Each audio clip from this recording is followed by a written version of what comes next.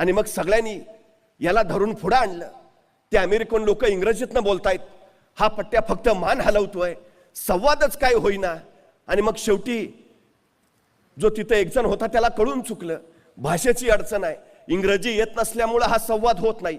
त्यांनी हळूच त्याला विचारलं, काय हो, एवढ्या 5 स्टार हॉटेलचे आपण मालक आणि तुम्हाला इंग्रजी येत नाही, तुम्ही इंग्रजी शिकला नाही? तसा तो माणूस म्हटला, इंग्रजी शिकलो असतो तर अजून मंदिरात घंटाच वाजवत. संकट आली म्हणून तर मार्ग वेगळा शोधला ना, अडचणी उभा राहिल्या म्हणून तर नवी वाट काढली ना, एक दरवाजा बंद झाला म्हणून इतर दारांचा शोध घेतला ना. आम्ही रडत का बसतो? न्यूनगंड का मनात ठेवतो? अनेक लोकांना सगळ्यात मोठा न्यूनगंड आहे, जगाच्या बाजारपेठेत टिकायचं असेल इंग्रजी आलं पाहिजे. का? संवाद कोणत्याही भाषेतनं साधता येऊ शकतो, भावना कुठल्याही कृतीतनं व्यक्त करता येऊ शकतात. आम्ही मनामध्ये हे न्यूनगंड ठेवलेत ना, ते पहिल्यांदा काढायला हवेत. सगळ्यात मोठी गोष्ट आहे. मला कौतुक या उपक्रमाचं यासाठी आहे, नोकरी नोकरी नोकरी याच्या पलीकडे काही नाही, अफाट जग आहे सगळं. तुम्ही व्यवसायात यशस्वी होऊ शकता, तुम्ही उद्योगात यशस्वी होऊ शकता, पण अडचण काय आहे? आमच्याकडे पहिल्यापासून एक नियम घालून दिलाय, उत्तम नोकरी, मध्यम व्यापार आणि कनिष्ठ शेती. उद्योगाचा यात संबंधच नाही, तो करूच नाही, ते आपलं कामच नाही. मराठी माणसाला व्यापार जमत नाही, मराठी माणूस उद्योगात यशस्वी होत नाही, या मानसिकतेखाली आम्ही सतत दबतो आहोत. 350 वर्षापूर्वी छत्रपती शिवाजी महाराजांची जहाज युरोप, इराण, तुर्कस्तानला, मस्कतला व्यापार करायला जायची. मराठी माणूस व्यापार करत होता, मराठी माणूस उद्योगात होता, मराठी माणूस व्यवसायामध्ये होता.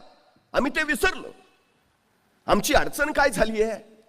आम्ही निवांत राहायला शिकलो आहे, आम्ही आराम करायला शिकलो आहे. सरकारी नोकरीचं बरं असतं, एकदा चिकटलं की डायरेक्ट रिटायरमेंटच, आधेमध्ये कटकट नाही. 11 ते 5 काम, ठरलेला पगार, निवृत्तीनंतर पेन्शन आणि पोराला आपल्याच जागेवर चिटकवायचं, विषय मिटला, आयुष्य सेट. आम्ही संकुचित मनोवृत्तीनं जगत राहतो. अधिक काही मिळवावं, अधिक काही करावं, ही अधिकची भावना आमच्यात नाही. ही आमची सगळ्यात मोठी अडचण आहे. हा सगळ्यात मोठा विषय आमच्यात आहे. आणि त्याच्याही पेक्षा जर वेगळं काही करायचं झालं तर आमचे आसपासचेच लोक सांगतात, जमणार आहे का, होणार आहे का, त्याचं काय झालं माहित नाही का. मी पहिली गोष्ट सांगतो की नकारात्मकता पेरणाऱ्यांच्या कोशातनं पहिल्यांदा स्वतःला बाजूला करा. SP अकॅडमीत या, इथं सगळे सकारात्मक ऊर्जा पेरणारी लोक आहेत, तुमचा उत्साह वाढवणारी लोक आहेत, तुम्हाला प्रोत्साहन देणारी लोक आहेत. हे सगळ्यात महत्वाचं आहे. माणसं यशापेक्षा अपयशाचीच भीती जास्त घालतात कुठल्याही नव्या क्षेत्रात उतरायचं झालं तर. आमची सगळ्यात मोठी अडचण आहे.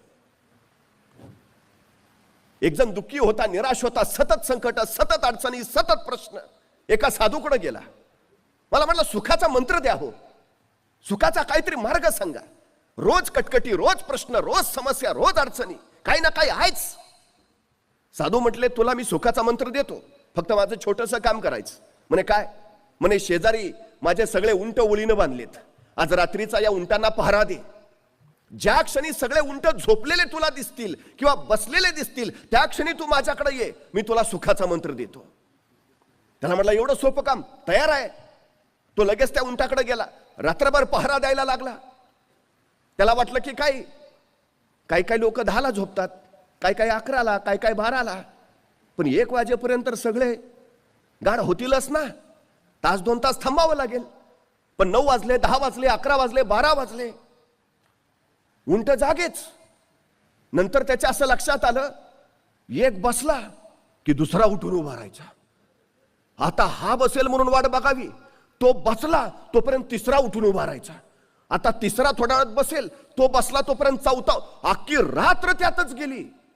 सकाळी साधू त्याच्याकडे गेला, काय रे, तू आला नाही सुखाचा मंत्र मागायला? अहो म्हटलं, तुम्ही काय सांगितलेलं? ज्या क्षणी हे सगळे उंट एका वेळी बसतील किंवा झोपतील त्यावेळी माझ्याकडे ये. रात्रभर थकून गेलो, टक्का जागा आहे, अशी वेळच आली नाही की ज्या क्षणी सगळे उंट बसलेत किंवा झोपलेत, एक बसला की दुसरा उठतोच आहे. साधूंनी सांगितलं, बाळा, आयुष्याचं नेमकं असंच आहे. एक संकट संपलं की दुसरं आपोआप उठून उभा राहत असतं. ही मालिका अखंडपणे चालू असते. सुखाचा मंत्र म्हणजे नेमकं काय? या संकटावर मात करत विजयाची वरमाला स्वतःच्या गळ्यात घालून घेणं आणि नव्या आव्हानाचा मुकाबला करण्यासाठी पुन्हा स्वतःला सज्ज करणं, ही प्रक्रिया जी आहे ना, ती खऱ्या अर्थानं जिवंतपणाचं लक्षण आहे. आणि हेच तर सगळ्यात मोठं यश आहे. हा सगळ्यात मोठा भाग आहे. संकट येतच राहणार आहेत.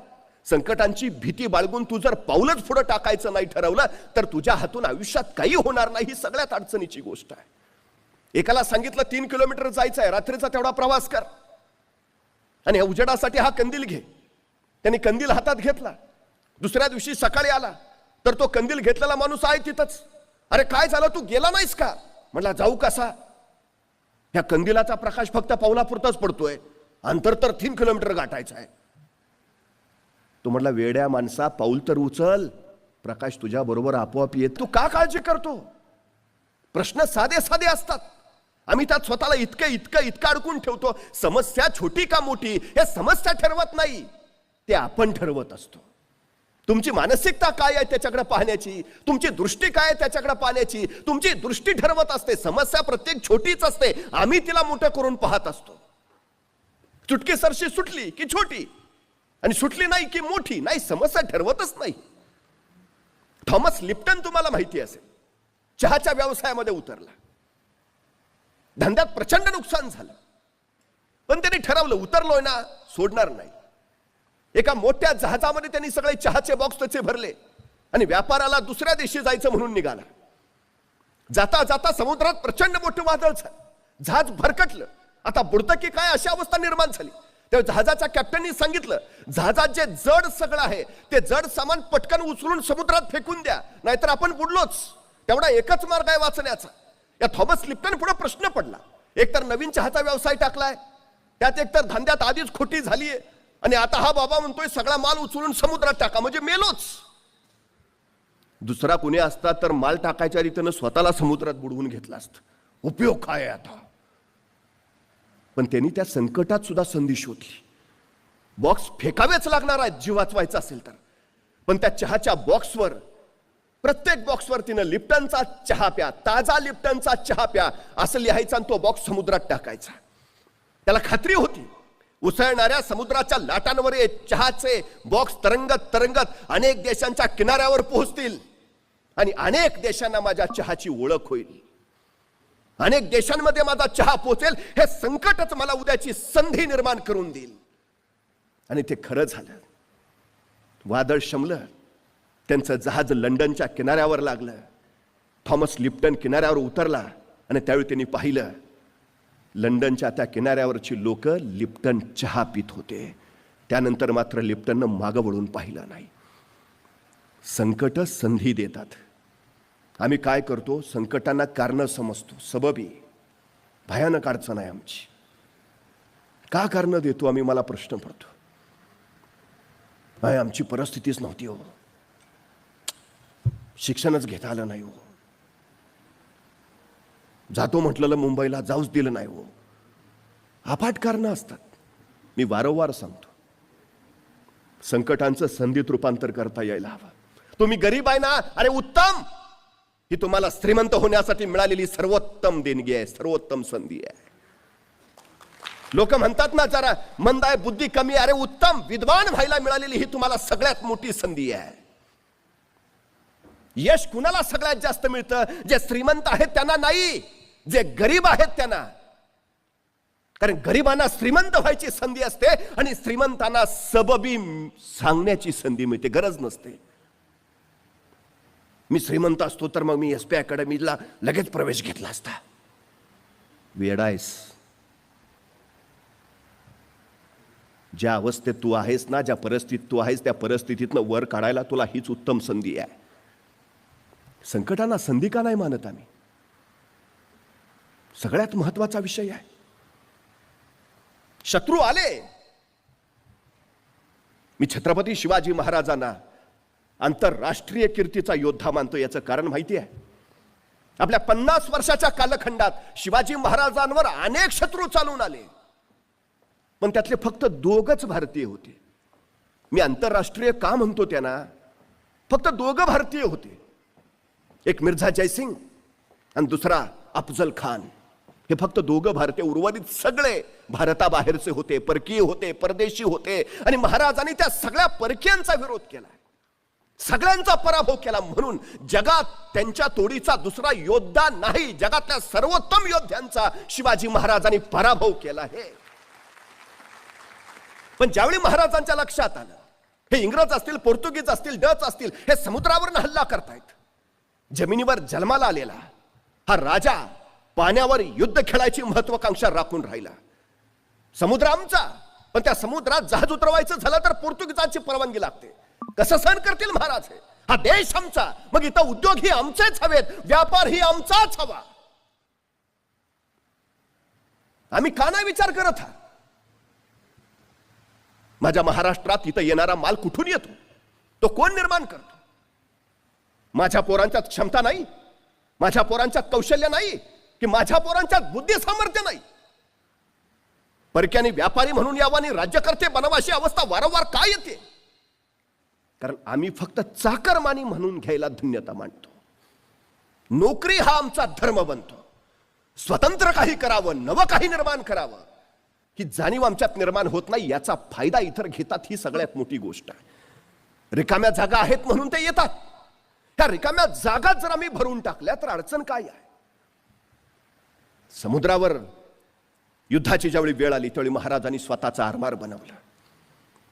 कधी भारतीय नौदलात गेला तर नौदलाच्या प्रवेशद्वारावरच लिहिलंय, भारतीय आरमाराचे जनक छत्रपती शिवाजी महाराज. जहाज इंग्रजांकडनं विकत घ्यावी लागली, पण इंग्रजांनी उद्या ती देणं बंद केलं तर? जी माणसं स्वतःच्या पायावर उभा असतात त्यांना कोसळण्याचा धोका नसतो, जी माणसं दुसऱ्याच्या खांद्यावर उभा असतात त्यांना सगळ्यात जास्त ढासळण्याचा धोका असतो. उभा राहायचा आहे ना तर स्वतःच्या पायावर उभा राहा. नोकरी करतो, उद्या काढून टाकलं तर? परवा कोरोना सारखी आणखी परिस्थिती आली तर?